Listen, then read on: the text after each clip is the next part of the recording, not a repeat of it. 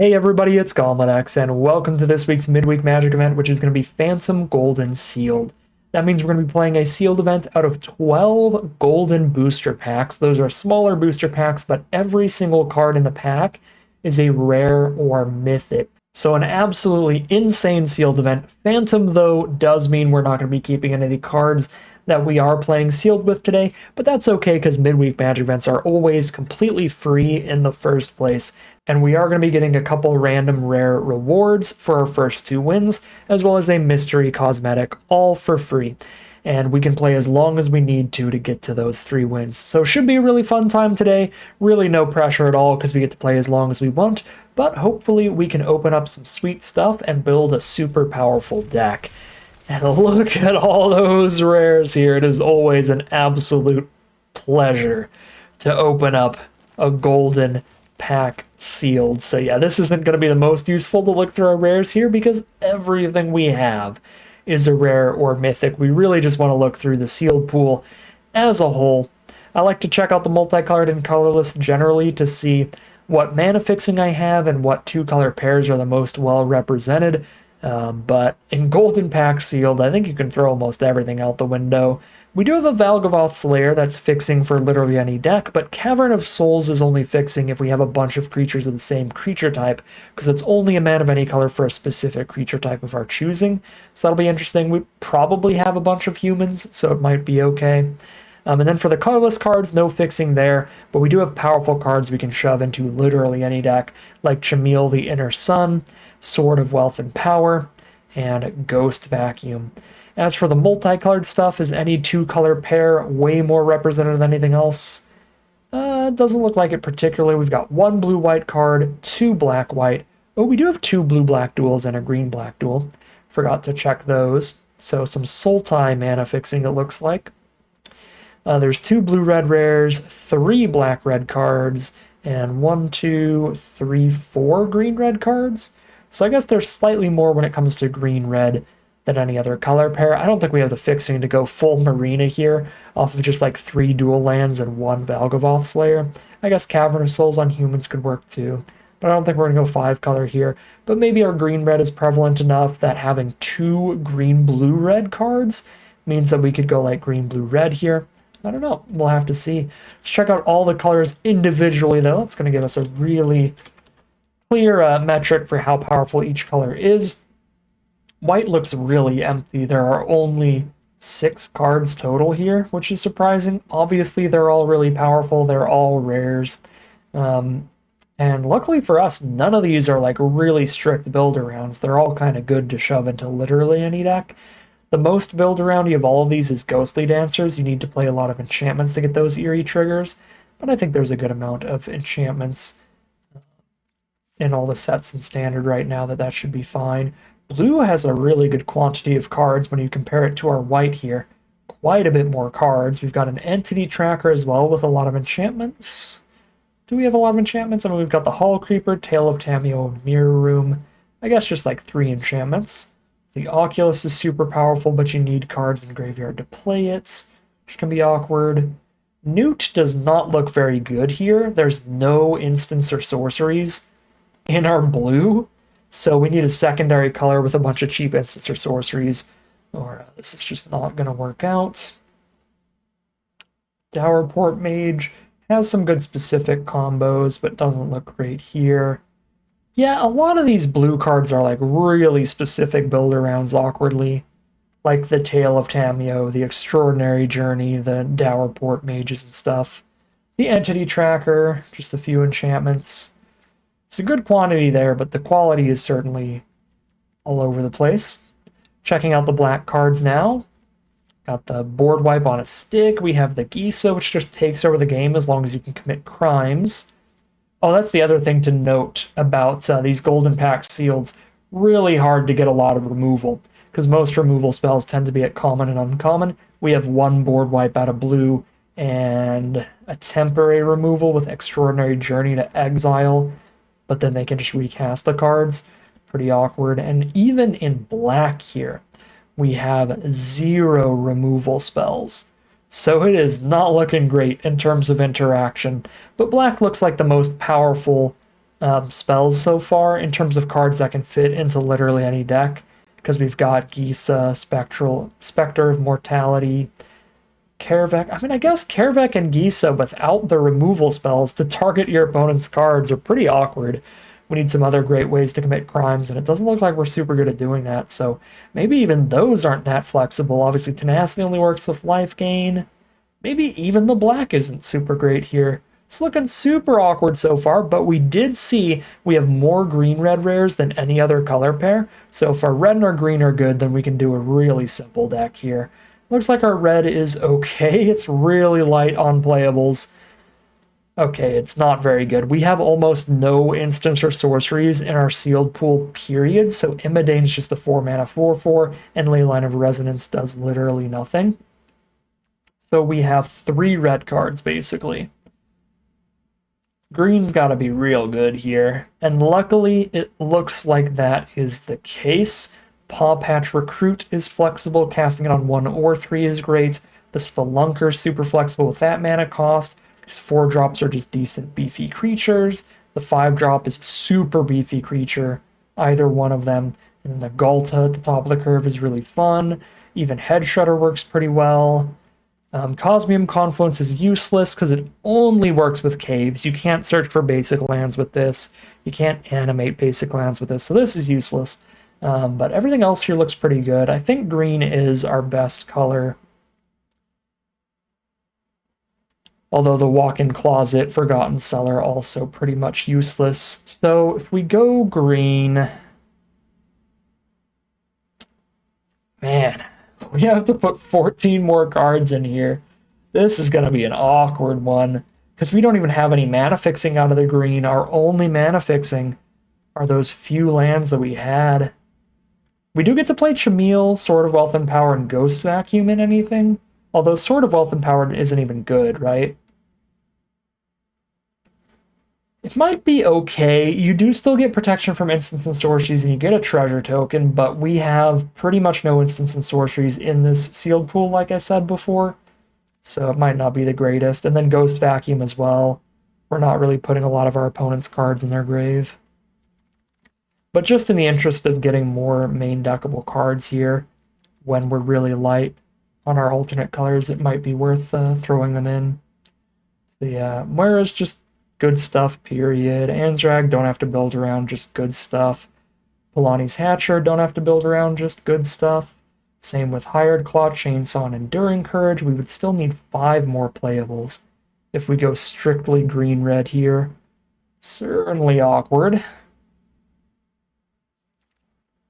Because we don't really want to play any of these other red and green cards. They don't really do anything. Dang. Yeah, we might not be able to do the green-red thing. Might have to go black here, even though most of these cards don't do much. Same with blue, it's just that blue and black have so many more cards, period, that helps. Just in terms of sheer quantity.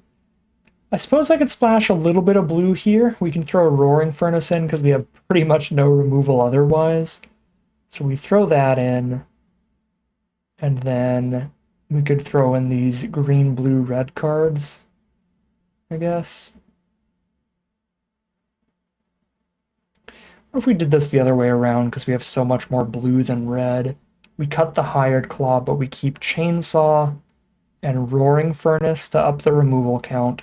Cut Enduring Courage because it costs double red. Just splash in a little bit of red here, but go green-blue, splashing in like red tricolor cards. Although is Balluna even worth it? No, Balluna literally only works with adventure cards. Okay. Yeah, that's not even a good splash. Nor is Loot. I mean, Loot's okay. If we have like an artifact creature on board alongside Loot, we exile 2 every turn to maybe draw them. Just don't even know that that's really worth the splash. Compared to like Moira, Ainzrag, and Hatcher. Yeah, I'm just going to cut the Loot for now. If we get enough blue playables here, I guess we'll put it back in. Let's see, 6. We'll play Duelist of the Mind. Silent Hall Creeper for sure. Did I have any green enchantments? Or red enchantments? 1 green enchantment? Entity Tracker looking very sad here. My God. I don't even know if we get to go green, blue, splash, red. Because I'm looking through it, I'm like, yeah, we play Oculus, but then what other 3 cards do we play? Journey's insanely slow. Mirror Room, Fractured Realm, also pretty slow.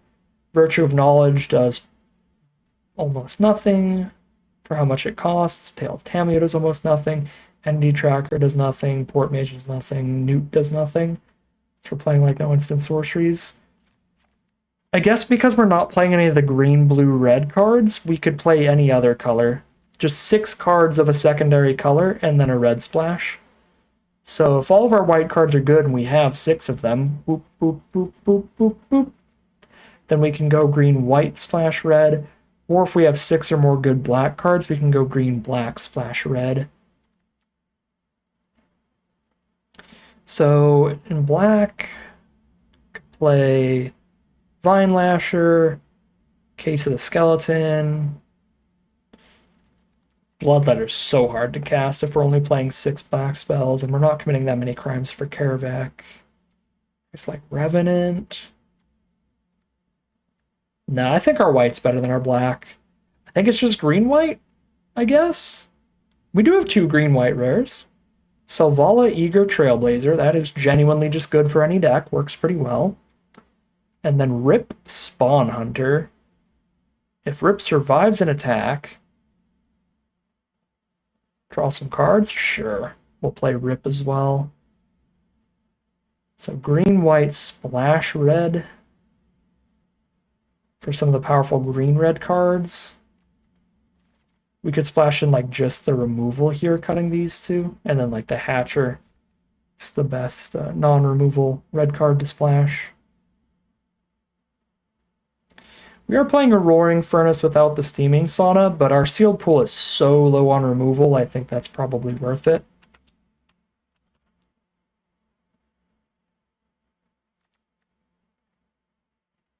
Is this Ghost Vacuum in here to just pray that our opponents try to do Reanimator stuff?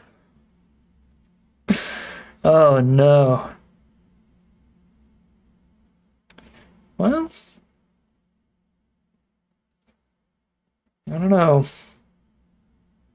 I'm really not in love here. Obviously cut these islands. 12 green cards, 8 white, 3 red.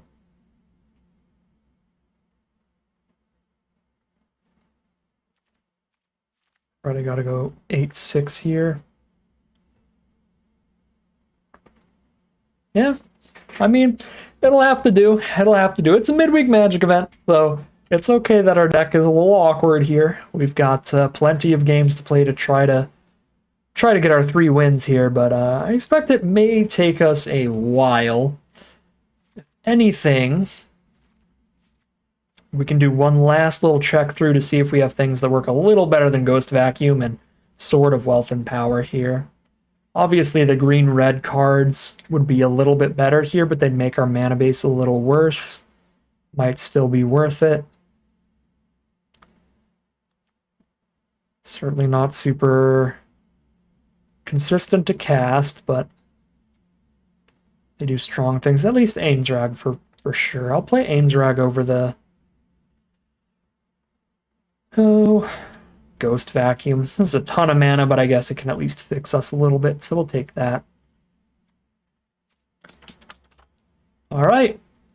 Real awkward looking deck, but I'm sure plenty of other players are going to have similarly awkward decks, and hopefully we can run up against them. So without further ado, let's hop into the gameplay and just see what kind of chaos ensues in the Golden Pack Sealed. That's a Snap Keep, 2 removal spells, and then Shamil to try to take over the game when we get to any 6 mana. Opponent starts with Dust Animus, great card. So once they have 5 lands out, they can play that for free and get a big lifelinker. Ew, Evangelist plays really well against removal, because when we kill it, they get another bat token. Pretty nasty start. Having the cheap aggressive creatures as well It's not going to be super common when we're playing with rares only, so just extra aggressive for this format.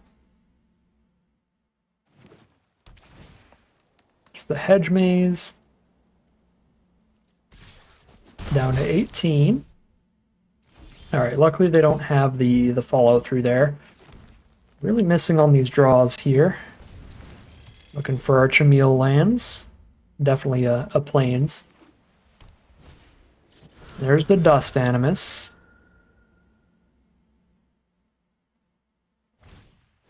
A Tender Wild Guide. So they have a 2/2 and a 1/1, both of which can keep getting counters on them. At this point, we're kind of going to have to draw our board wipe to have much of a shot here. Because that is 2 of their rares they've played now that have split into multiple creatures.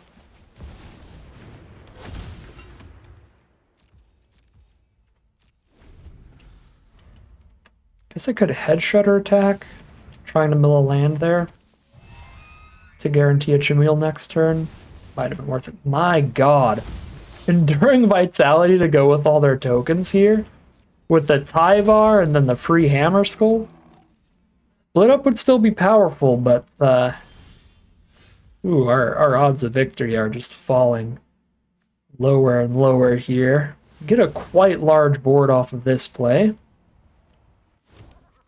But now we really don't have a Head Shredder attack. It would just trump attack into the Hammer Skull, which is quite bad. Definitely, I think I should have attacked with Head Shredder last turn.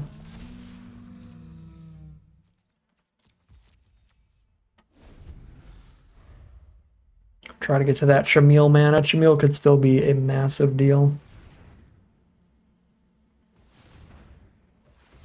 And the double Wild Guide getting a mana, well, the Vitality really, giving the mana of any color means that Tyvar's ability is super active.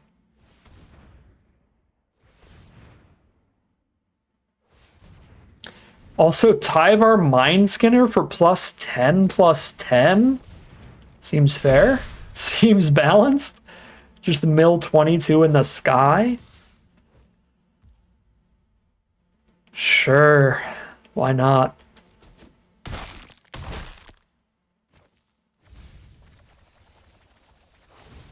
Well, our worm's castable. That's kind of cool.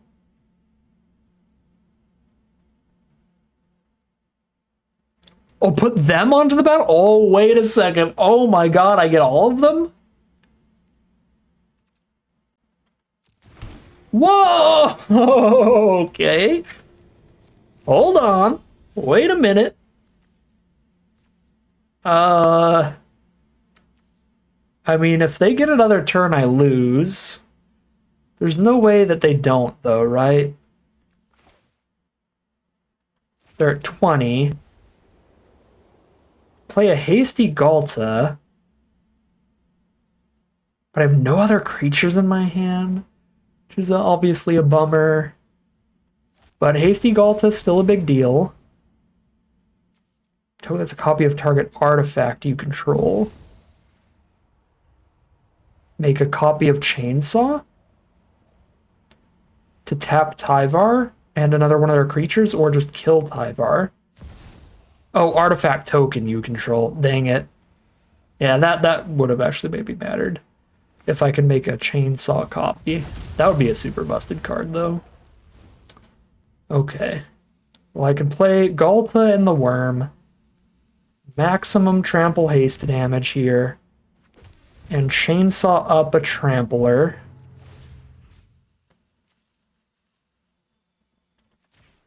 And then Shredder is accrue 1, so we crew it with the Summoning Sick creature. I do not think this is lethal.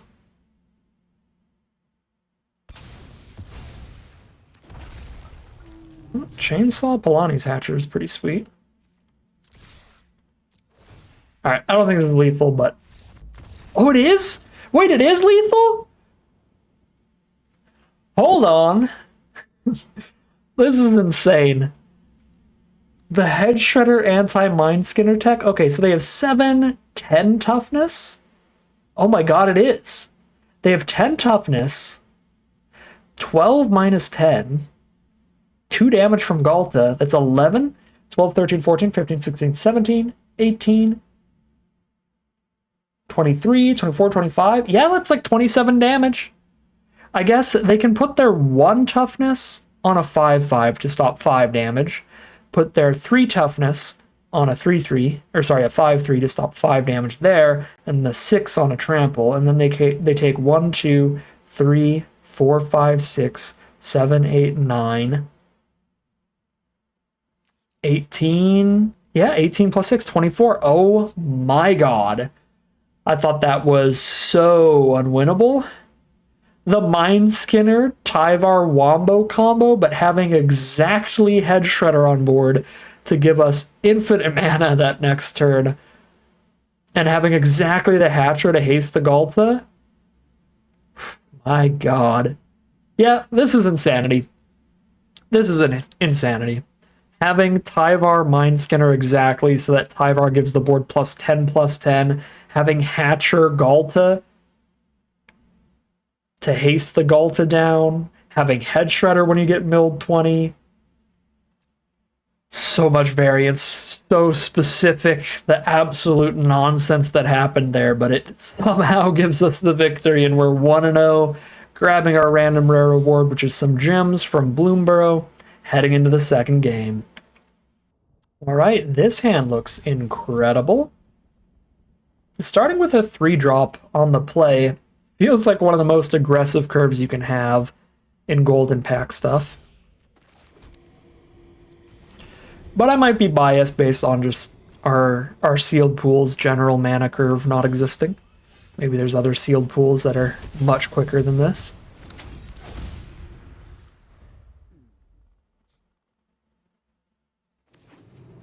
Rakdos so far from our opponent. And they do have a 2-mana 2/2 trample haste, so yeah, their deck is indeed infinitely faster than ours. Here's Toby. Overlord Ramp would have been fine, but I'm just going to play a 4-drop next turn anyway. So I'd rather get the stats on the board to start using the Dollmaker shop. Aww. Chainsaw the Toby. So far, it looks like our opponent's just playing an excellent Duskmourn draft deck. Sprinter Chainsaw. Okay. I'm going to need the Man of Any Color for the Furnace here. Oh, Overlord can get us to the Steaming Sauna actually as well. Still got to play Selvala first, though. Just get a lot more stats out here. What does Selvala tap for? Man of Any Color. Come back wrong. Okay, kill Selvala. The infinite removal Golden Pack sealed, I see.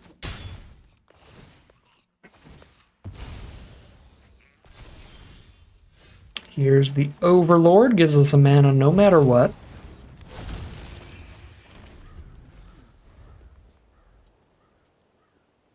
Don't you dare third removal spell me this early in the game and golden sealed.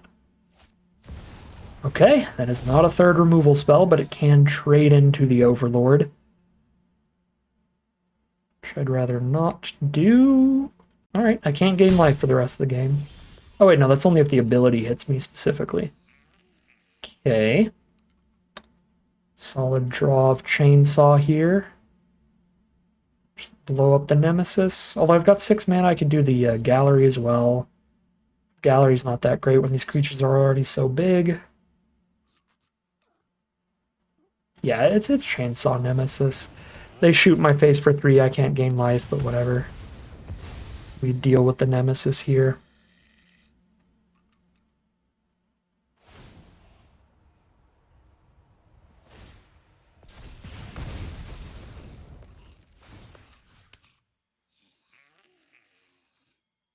Can I chainsaw my 1/1 on blocks?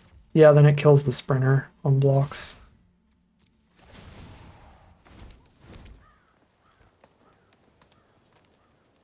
I might just die here. If they have a removal spell that also damages my face, we're dead. But I think I have to just put the pressure on here to where we're basically going to lethal them next turn if they don't lethal me this turn. Feels like our best bet.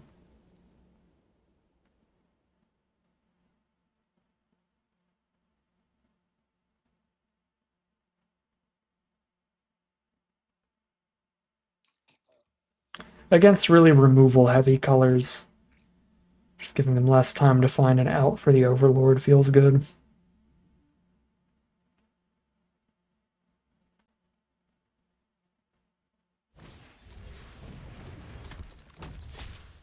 So there's a Razorkin Needlehead.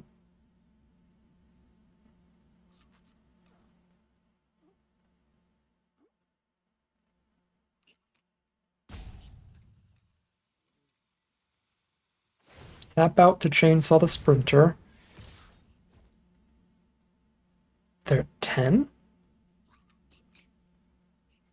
Activate the gallery. Each of these is 4 power. 2 of them get in for 8 damage. If I Roaring Furnace the Needlehead, I just kill them on the crackback if I take this. So we just kill it and lethal here. 6, 7, 8, 9, 10, 11, 12. And there's the concession. 2-0, 1 victory away from the full 3-0 run, getting the maximum prize out here. I mean, you get the maximum prize out no matter what, but doing it as quick as possible would be pretty sweet as well. Let's see what our random rare is. It is an actual rare this time. An Overlord of the Boiler Bilges. Somehow, I have not gotten to play this a single time in Duskmourn Draft or Sealed, which is super depressing because it's one of these strongest rares in the format. But I pretty much exclusively open it out of my prize packs and not the ones I'm actually playing with. Alright, game number 3. Can we get the three-peat here? I would be incredibly surprised. I do not think this deck is that good. But been surprised by our wins pretty much every game here. Such a good draw. Such a good draw. Set up the red source. That draw made it so I didn't have to Valgavoth Lair for green, so I can have all 3 of my colors here.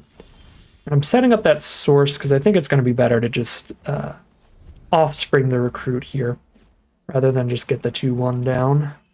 Especially against Rakdos, the removal heavy colors.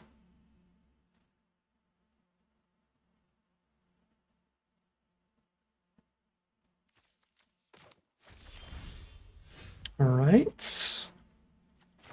So here's the recruit.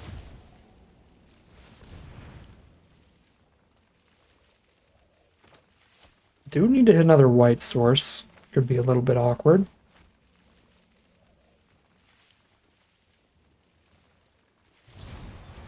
Decadent Dragon. Draw 2 cards from my deck. Sure.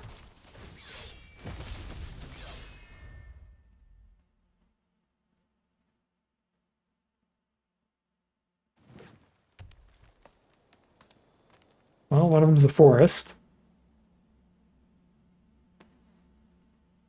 Guess they need that for the other card, potentially. This could be a green card from my deck. Oh, the dragon does give them treasure tokens as well, potentially. Krenko. Triggers off of artifacts dying or getting sacked. Alright, I'm not too worried about that. I could chainsaw it here. I think it's going to be better to just get aggressive. Probably going to start with the Hulking Raptor over the Selvala. A little more mana here, it guarantees a Selvala plus Chainsaw next turn.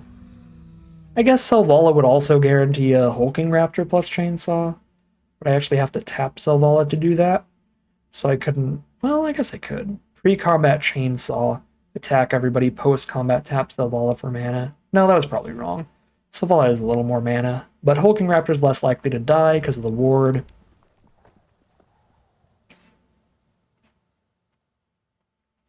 Selvala plays really well with Split Up as well. Make sure that she's tapped or untapped, whichever is more important.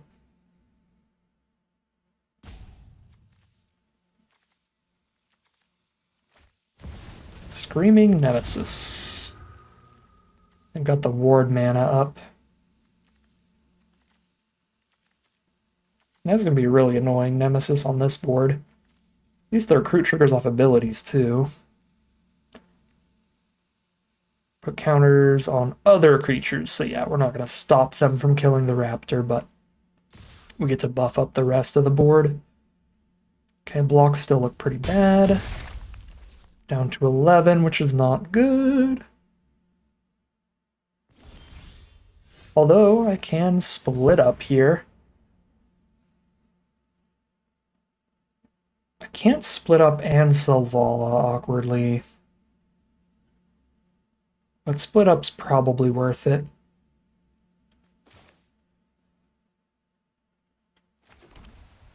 Ghostly Dancers and Chainsaw. I guess I could just chainsaw the Krenko here. It's also a pretty fine line.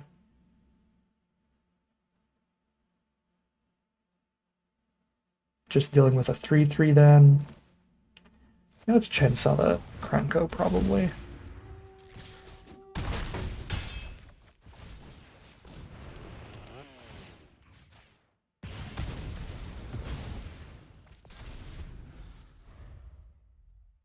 It's a lot of stats for our opponent to deal with.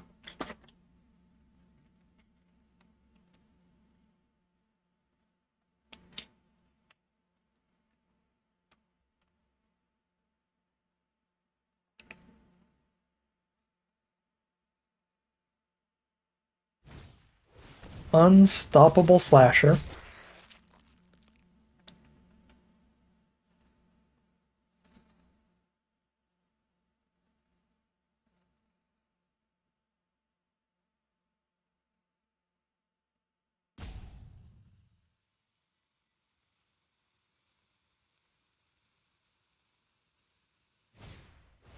Blood Spatter Analysis, so 3 damage.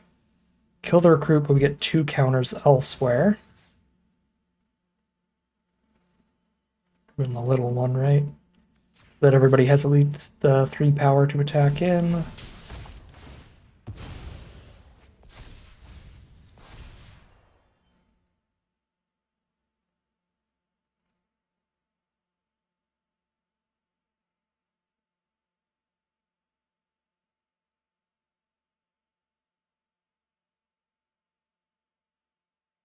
Nine life here.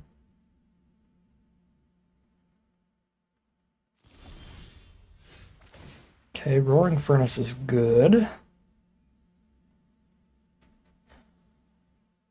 3 damage to the Slasher. Nemesis blocks Raptor, kills Selvala. Oof. I could probably lethal though, right? Nemesis blocks 5. Chainsaw makes us deal. Yeah, we lethal here. I'm dumb. Disregard. We just have lethal. If we tap the Slasher. Because I can chainsaw up the smallest creature. And then at least 9 damage gets through no matter what.